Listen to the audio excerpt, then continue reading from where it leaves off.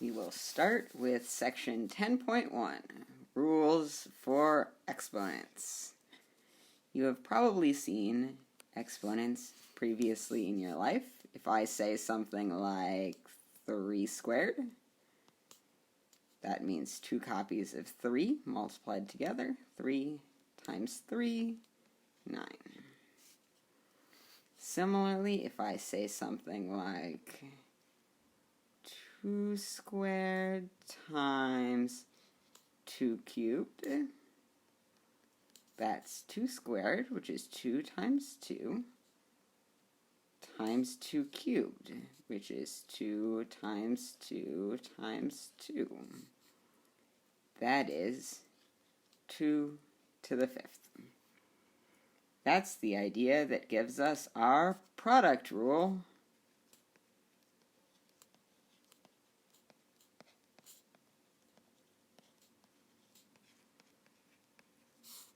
for exponents.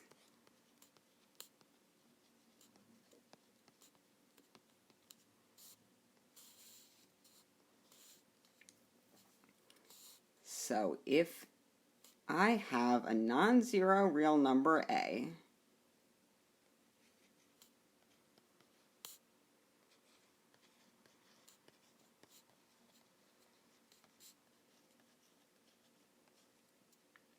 and m and n are integers,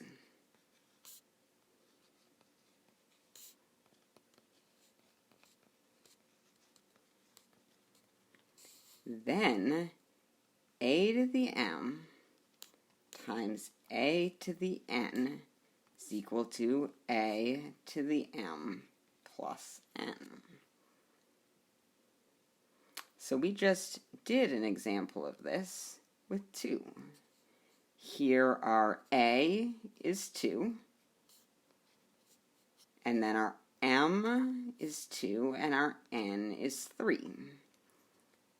We got 2 to the 5th, which is 2 to the 2 plus 3. Note that we could only do this because we had the same base. If you had 3 squared times 2 cubed, we cannot use our product rule.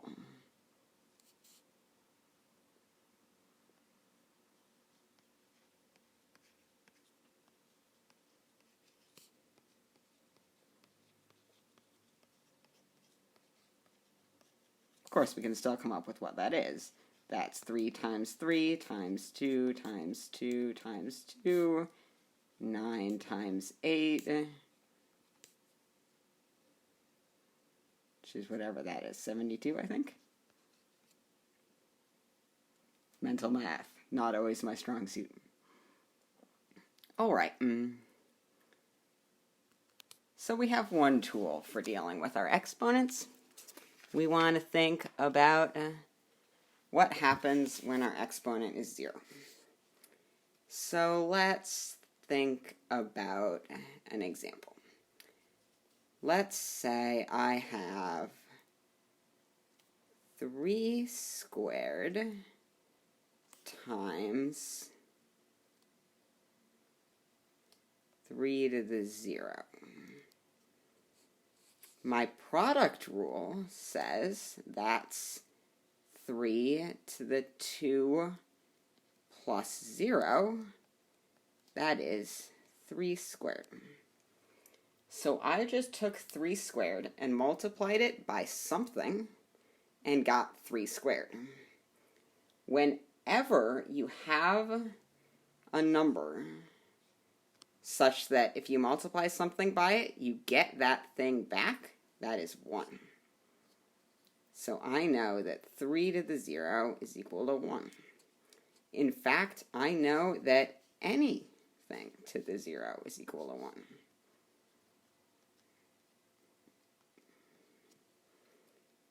The only moment when that is not true is this one, 0 to the 0. That's undefined.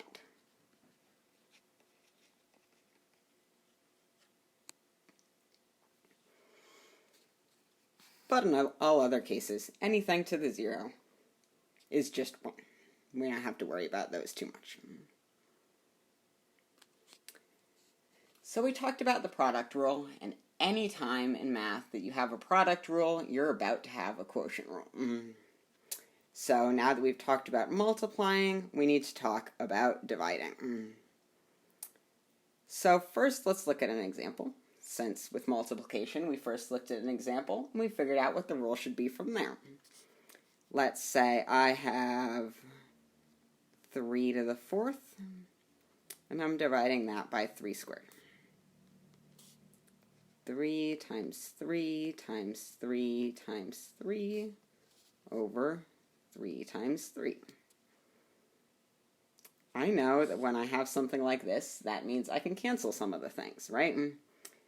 I'll cancel this 3 with this 3 with this 3. That's just 3 squared. I notice that this squared here is equal to this 4 minus this 2. So in my product rule, I had addition. In my quotient rule, I'll have subtraction.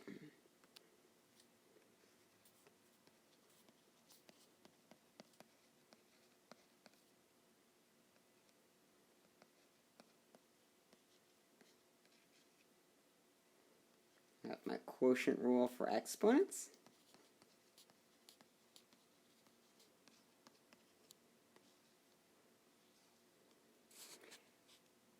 Again, a is a non-zero real number. M and n are integers, just the same as what we had with the product rule. Then I have a to the m divided by a to the n is equal to a to the m minus n.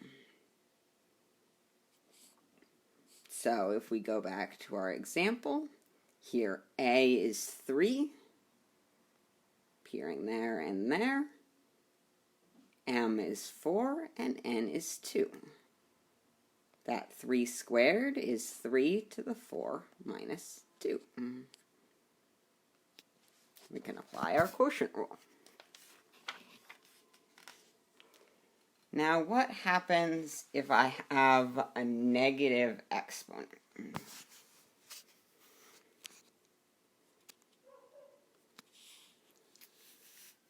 Let's think a little bit about negative exponents, because I can get them out of the quotient rule, right? I said m minus n. That's going to be negative if n is bigger than m, right? Let's think of one where n is bigger than m. Let's say I have 2 squared over 2 to the 4th. By my quotient rule, that's 2 to the 2 minus 4. That is 2 to the negative 2. But I can also think about this fraction the way I would have before. Let's not use the quotient rule. Let's just write those things out.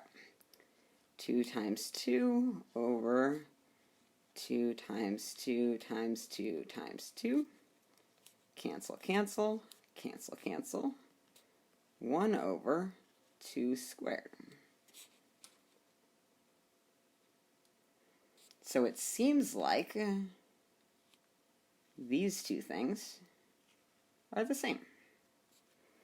In fact, they are. That gives us our rule for negative exponents.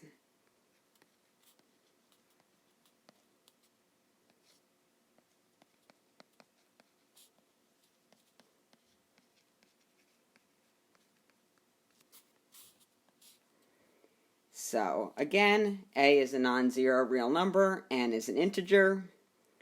A to the negative n is equal to 1 over a to the n. So whenever you see a negative exponent, you can just move it to the denominator. Okay? That is all of our big concepts from section 10.1.